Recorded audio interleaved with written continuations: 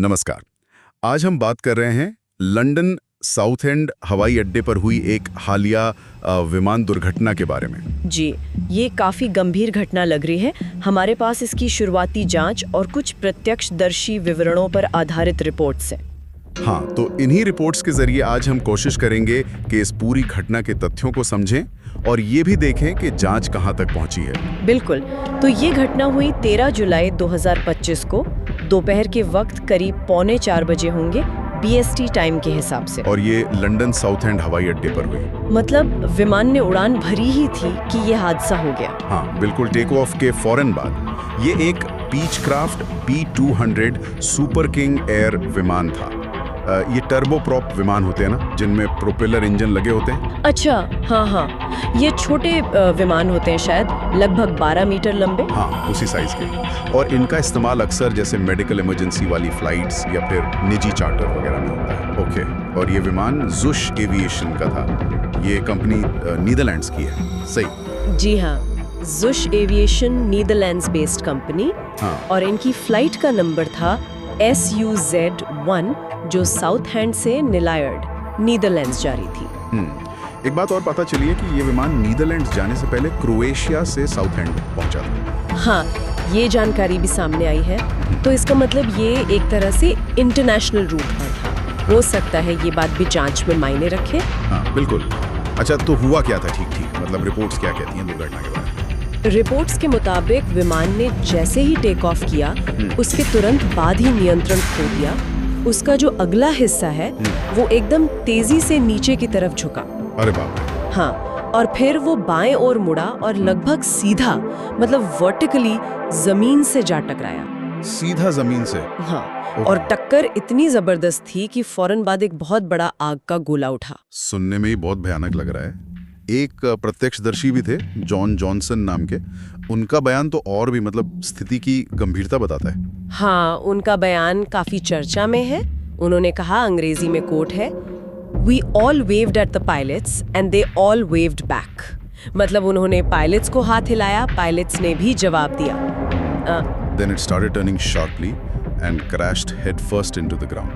There was a huge fireball. तो मतलब हाथ हिलाने के कुछ ही पल बाद वो तेजी से मुड़ा और सिर के बल जमीन में घुस गया और फिर बड़ा धमाका हुआ। ये तो वाकई दिल दहला देने वाला है।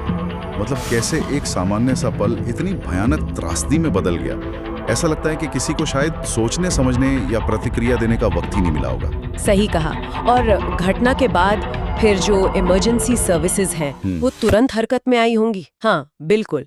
रिपोर्ट्स बताती हैं कि एसेक्स पुलिस, फिर ईस्ट ऑफ इंग्लैंड एम्बुलेंस सेवा की कई गाड़ियां, जिनमें वो रैपिड रिस्पांस व्हीकल भी शामिल थे, वो सब पहुंची। और फायर ब्रिगेड में, क्योंकि आग भी लगी थी। जी हाँ, Essex county fire and rescue सेवा और यहाँ तक कि एयर एम्बुलेंस को भी मौके पर भेजा गया था।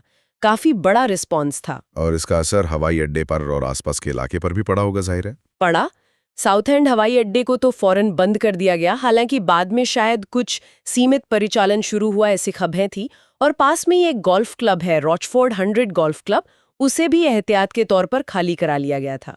सबसे बड़ा सवाल तो अब भी वही है कि विमान में जो लोग सवार थे उनका क्या हुआ? क्या हताहतों के बारे में कोई ऑफिशियल जानकारी आई है? नहीं, देखिए, अभी तक किसी भी आधिकारिक सोर्स ने, मतलब पुलिस या एयरपोर्ट अथॉरिटी ने, हताहतों या मृतकों की संख्या के बारे में कोई पुष्टि नहीं की है। स्थिति अभी भी स्पष्ट नहीं है इस मामले में। इसमें शायद थोड़ा वक्त लगेगा। और जांच का क्या स्टेटस है? कौन देख रहा है इसे? इसमें 2 लेवल पर जांच चल रही है। एक तो स्थानीय पुलिस यानी एसेक्स पुलिस, वो अपनी तरफ से जांच कर रही है। ओके। और दूसरी जो विमान हादसों की मुख्य जांच एजेंसी है, एयर एक्सीडेंट इन्वेस्टिगेशन ब्रांच, जिसे AAIB कहते हैं, वो भी एक स्वतंत्र जांच कर रही है पता लगाने के लिए कि हुआ क्या था आखिर। और वो कंपनी जुश एविएशन, उनका क्या कहना है? हाँ, जुश एविएशन ने भी बयान जारी किया है। उन्होंने कहा है कि वो जांच में पूरा सहयोग करेंगे और जो भी लोग इस घटना से प्रभावित हुए हैं उनके प्रति उन्होंने संवेदना व्यक्त की है। ठीक है, तो अगर हम सारी बातों को एक साथ रखें तो स्थिति यह है कि 13 जुलाई को साउथ एंड में जुश एविएशन का एक बीचक्राफ्ट B200 विमान टेक ऑफ के तुरंत बाद क्रैश हो गया, उसमें आग लग गई। हाँ। विमान में कितने लोग थे और उनकी स्थिति क्या है ये अभी साफ नहीं है, और दुर्घटना के कारणों का पता लगाने के लिए गहन जांच चल रही है।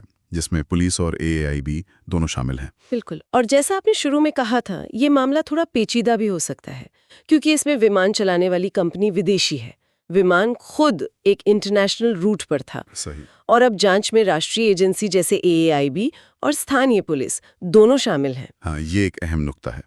और इसी से जुड़ा एक सवाल मन में आता है सोचने के लिए, जब किसी ऐसी दुर्घटना की जांच होती है जिसमें एक विदेशी कंपनी शामिल हो, जैसे यहाँ ज़्यूश एविएशन, और साथ में अलग अलग देशों या राष्ट्रीय स्तर की जांच एजेंसियां हों, तो उनके बीच तालमेल बिठाने में, जानकारी साझा करने में किस तरह की प्रैक्टिकल मुश्किलें या जटिलताएं आ सकती हैं, ये सोचने वाली बात है। हाँ, ये समन्वय और कम्युनिकेशन की चुनौतियां निश्चित रूप से एक महत्वपूर्ण पहलू होती हैं ऐसी अंतर्राष्ट्रीय घटनाओं की जांच में।